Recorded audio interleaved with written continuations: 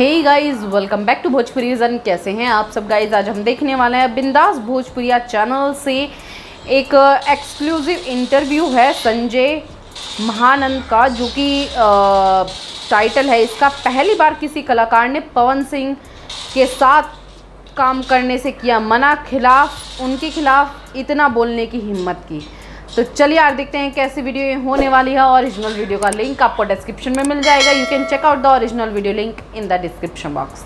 तो चलिए यार वीडियो शुरू करते हैं और देखते हैं संजय महानंद ने ऐसा क्या बोला है भैया, और उन्होंने पवन भैया के साथ में काम करने से क्यों मना किया है वो भी हम इस वीडियो में जानेंगे। तो बने रहिएगा वीडियो के एंड तक।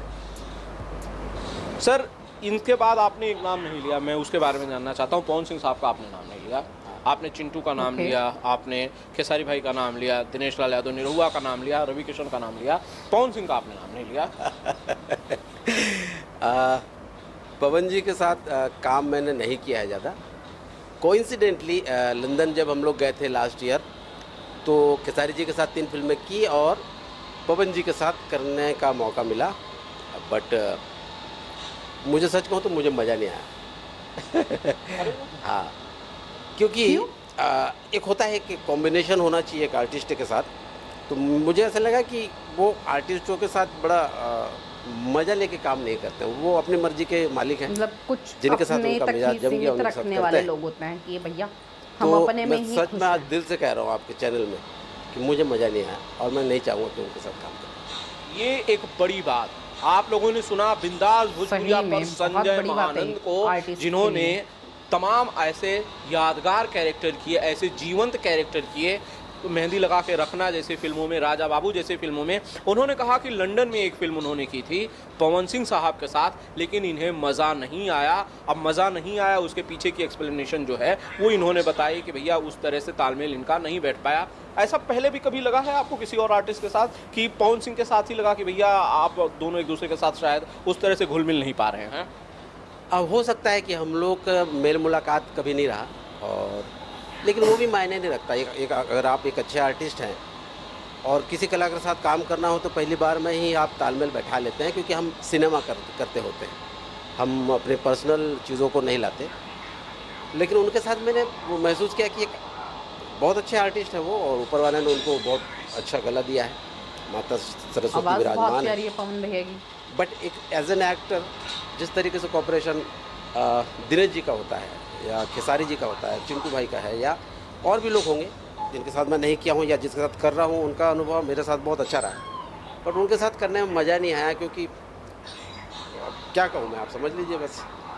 नहीं, मैं ये समझ पा रहा हूँ कि इतनी सारी फिल्में आपने की हैं, इतनी बड़ी बड़ी फिल्में की हैं, फिर ऐसा कुछ तो रहा होगा जो कि संजय महानंद को अनकंफर्टेबल बना रहा होगा, जिसकी वजह से शायद इस तरह से घुल मिल नहीं पा रहे थे संजय महानंद। और वो चीज़ जो है वो मैं समझ सकता हूँ, भले ही आप उसे कोई नाम ना दे पा रहे हैं।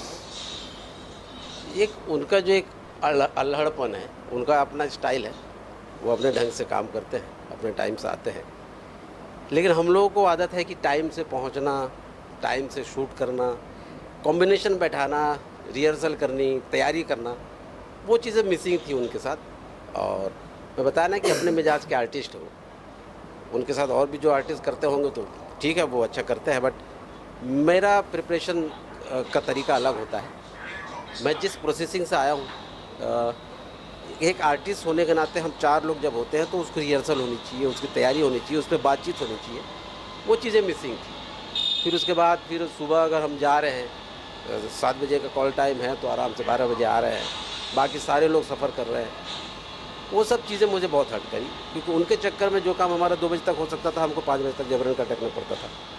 एक तो क्रिएटिविटी की बात नहीं होती थी कभी, तो वो चीज़ें मुझे बहुत खटकी। मैं बोला यार मतलब नहीं, आप लोग आर्टिस्ट लोग हैं, किस तरीके से उसको बेहतर बनाया जा सकता है उसके ऊपर चाहते थे सम्मान करना चाहिए।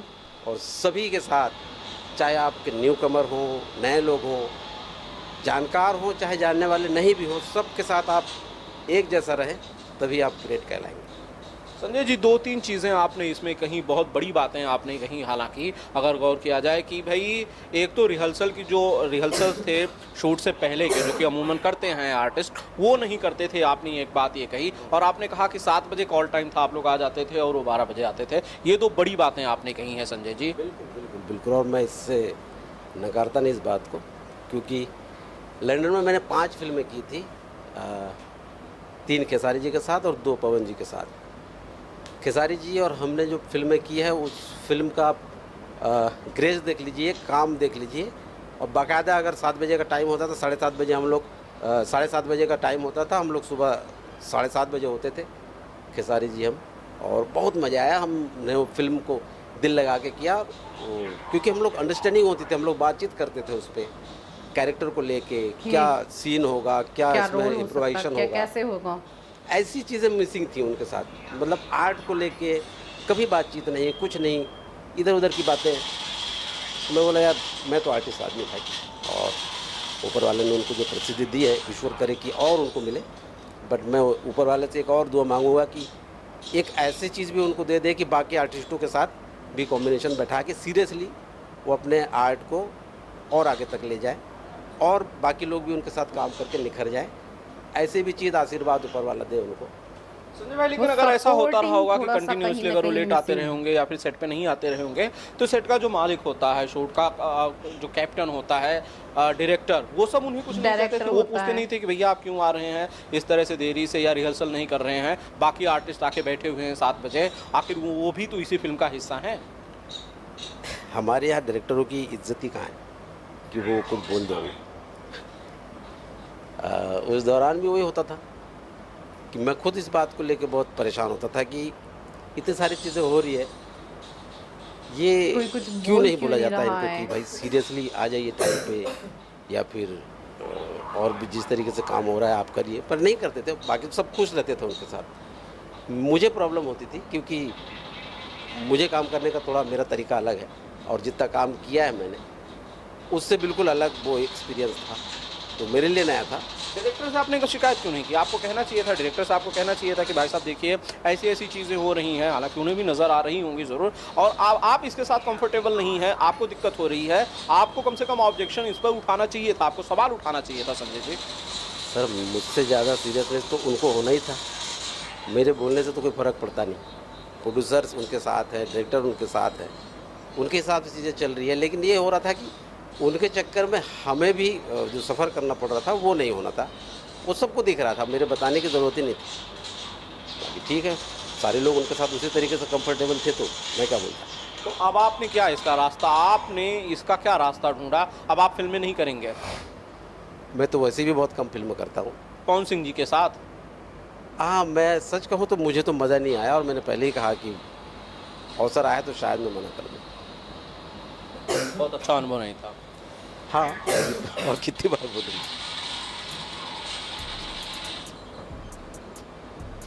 शायद ये छोटा सा हमें क्लिप देखने के लिए मिला है संजय महानंद जी के इंटरव्यू का, जिसमें उन्होंने काफ़ी बड़े बड़े खुलासे किए हैं कि भैया डायरेक्टर प्रोड्यूसर जो हैं वो पवन भैया के साथ में रहते थे, और मतलब वो 7 बजे अगर शूटिंग टाइम होता था तो वो 12 बजे वहाँ पर पहुँचते थे। जो सपोर्टिंग रोल होते हैं फिल्म्स में, मतलब एक तो एक्टर हैं लीड रोल में, एक्ट्रेस हैं, और भी काफ़ी सारे लोग होते हैं, उनको काफ़ी सफ़र करना पड़ा है, जिसमें संजय महानंद जी भी एक रहे हैं। तो उन्होंने ये भी बोला है कि भैया इन फ्यूचर अगर कोई ऑफ़र उनका आता है पवन भैया के साथ काम करने का, तो शायद वो मना कर दें, जो कि मतलब एक आर्टिस्ट के लिए बहुत बड़ी बात है कि कोई सपोर्टिंग रोल के लिए जो एक्टर हैं वो उनके साथ काम करने से मना कर दें। हालांकि ये चीज़ अभी तक एक्टर एक्ट्रेसेस के बीच देखने के लिए मिलती थी कि भैया हम उनके साथ काम नहीं करेंगे, या हम उनके साथ में कोई फिल्म नहीं करेंगे। सपोर्टिंग रोल में पहली बार ऐसा कुछ खुलासा हुआ है, और वो बोल रहे हैं कि भाई मेरे बोलने की तो ज़रूरत थी ही नहीं, मतलब जैसा बाकी लोग भी सफ़र कर रहे थे, और जिनके साथ में खुद डायरेक्टर प्रोड्यूसर हों जिस एक्टर के साथ में, तो उसको जो सपोर्टिंग रोल में है वो बोल ही कह सकते हैं। और उन्होंने बोला है कि भैया डायरेक्टर की सुनता कौन है हमारे यहाँ, मतलब जो भोजपुरी सिनेमा है वो जो चलता है भैया एक्टर्स जो हैं बड़े बड़े उनके मुताबिक चलते हैं। तो जिसमें इन्होंने बोला है कि खेसारी भैया काफ़ी सपोर्टिंग हैं, काफ़ी सपोर्ट करते हैं, क्रिएटिव हैं उनका माइंड की सीन में कुछ अगर एडिशनल कराना है या फिर कुछ बेहतर वो कर सकते हैं, तो उन चीज़ों पर भी वो बात करते हैं। जबकि पवन भैया में ये चीज़ मिसिंग है कि वो एक तो लेट आते हैं, तो जाहिर सी बात है टाइम कम हो गया। जो 7 बजे से 12 बजे तक का टाइम है, 5 घंटे हैं। 5 घंटे अगर आप किसी चीज़ को कम दोगे, अपनी जॉब में 5 घंटे कम दोगे, तो काम उतना नहीं कर पाओगे जितना उन 5 घंटों को मिला के कर पाते। तो वही चीज़ यहाँ पे भी है, जब आपके पास टाइम कम है तो आप रिहर्सल भी नहीं कर सकते हैं, कुछ एडिशनल भी नहीं कर सकते हैं, और अपने जो सपोर्ट में है, लाइक एक्ट्रेस हैं या कोई और आपके साथ में कोई स्टार हैं, उनसे आप बातचीत भी थोड़ा कम करेंगे। आपका तो मतलब ये रहेगा कि आओ सीन शूट करो और चले जाओ, ये मतलब होता था कि। और ये चीज़ भी इन्होंने बोली है कि जिस चीज़ को ये 2 बजे तक ख़त्म कर सकते थे, मतलब शेड्यूल होता है, जो शूटिंग चलती हैं वो शेड्यूल के हिसाब से चलती हैं, क्योंकि एक एक्टर के पास एक टाइम में काफ़ी सारी मूवीज़ और शोज़, जो ये टीवी शोज़ होते हैं, जो म्यूज़िक एल्बम्स होती हैं, उसमें काम करने का मौका रहता है। तो वो चीज़ कहीं ना कहीं गड़बड़ है, मतलब उसी हिसाब से वो शेड्यूल के हिसाब से चलती हैं। तो उसमें पवन भैया का ऐसा बिहेवियर, मतलब मैंने खुद ने एक्सपेक्ट नहीं किया था कि कुछ ऐसे खुलासे यहाँ पे होंगे। तो मुझे तो ये काफ़ी मतलब सनसनीखेज खुलासे लग रहे हैं, और फर्स्ट टाइम किसी ने इस तरीके से आकर बोला है। अभी तक तो हमने अक्षरा मैम के मुंह से ही सुना है कि, मतलब अक्षरा मैम ने ही बोला है कि उनके साथ में काफ़ी चीज़ें की हैं पवन सर ने, उनसे मूवीज़, स्टेज शोज़, काफ़ी सारे प्रोग्राम्स करने के लिए प्रोड्यूसर जो होते हैं, जो डायरेक्टर्स होते हैं, जो ऑर्गेनाइज़ करते हैं प्रोग्राम, स्टेज शोज़ वगैरह, उनके लिए लोगों से मना करते थे कि अक्षरा को अगर आपने काम दिया देन पवन सिंह जो हैं उनके साथ में काम नहीं करेंगे। तो ये चीज़ें हमें उनके इंटरव्यू में देखने के लिए मिली थी। उनका इंटरव्यू भी आपको मेरे चैनल पर मिल जाएगा, उसका लिंक भी मैं डिस्क्रिप्शन बॉक्स में डाल दूँगी, आप एक बार ज़रूर चेक करना। तो पवन भैया के बारे में लगातार इस तरीके से जो बातें सामने आ रही हैं, तो शायद उनके लिए ख़तरनाक साबित हो सकती हैं, क्योंकि इंडस्ट्री में बने रहने के लिए सपोर्टिव होना बहुत ज़्यादा ज़रूरी है। अगर आप एक अच्छे पोजीशन पे हैं, मतलब पावर स्टार के नाम से आप जाने जाते हैं, तो कोई स्टार्स की मदद करना आपका फ़र्ज़ बनता है, क्योंकि आपके बाद भी एक जनरेशन आनी है। आप ऐसा तो है नहीं कि लाइफ टाइम आप ही रहने वाले हैं इंडस्ट्री में, क्योंकि हर चीज़ की एक टाइमिंग होती है, एक लिमिट होती है। तो उसके बाद कुछ और न्यू एक्टर्स आएंगे, जो न्यू जनरेशन है वो आएंगी, तो उनके साथ में थोड़ा सा सपोर्टिव होना चाहिए मेरे ख्याल से। तो वो चीज़ मिसिंग है अकॉर्डिंग टू संजय महानंद जी के। तो यार मुझे तो ये वीडियो बहुत ज़बरदस्त लगी है। आप लोगों का इस बारे में क्या ओपिनियन है, मुझे कमेंट सेक्शन में ज़रूर बताना। और हाँ, प्लीज़ जो पवन भैया के फ़ैन हैं, मैं कुछ गलत बात नहीं बोल रही हूँ, जो इंटरव्यू है उस पर मैंने अपना ओपिनियन रखा है। हो सकता है आपका ओपिनियन मेरे ओपिनियन से डिफरेंट हो, तो मैं किसी को जज नहीं कर रही हूँ, मैं सिर्फ इंटरव्यू जो है उस पर अपना ओपिनियन रख रही हूँ।